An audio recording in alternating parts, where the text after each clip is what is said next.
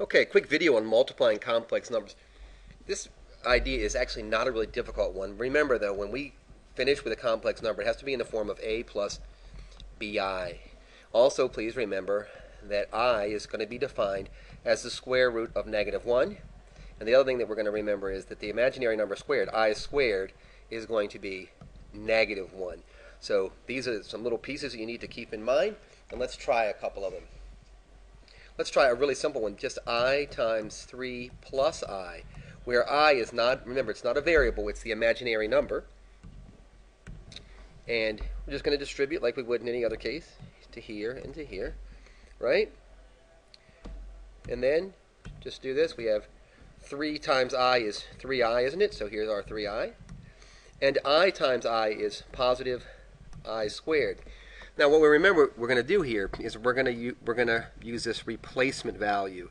So we're going to replace I squared with -1 every time. So here I have an I squared. Right? We have this I squared right here.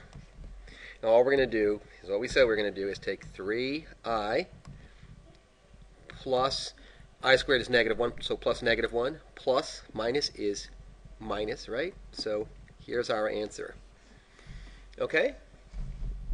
Now, of course, we're supposed to put it in this form, so our final solution should actually be -1 plus 3i. Does it really matter? I don't know, but if your professor is a stickler, if your teacher is a stickler, he or she might prefer it to be in exact form, so there it is. We can try another one here. Let's try this one. Let's try one where it's binomial expansion. So let's take 5 plus I times 8 plus I. And here we're going to do this binomial expansion, and of course the way we do it is through FOIL, right? So we're just going to do FOIL here. So 5 times 8 is 40. 5 times I is 5i.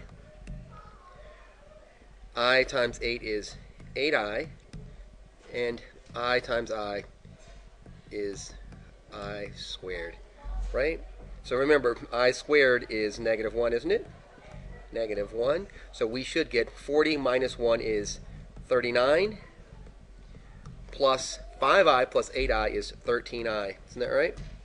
So hopefully that's the answer that we got. And it is. So good job, you guys.